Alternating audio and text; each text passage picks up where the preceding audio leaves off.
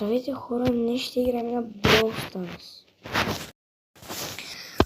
Преди имах много копи, имах 10 000. Да, може защото нищо ми стана с акаунта, не помня и вече почнах много. Но за сега съм играл и съм минал, имам купен Battle Pass, отворил съм го и също много купен, не много, 2000 някъде. 2000. Не помня. Да изчакаме на картите. Кога направим?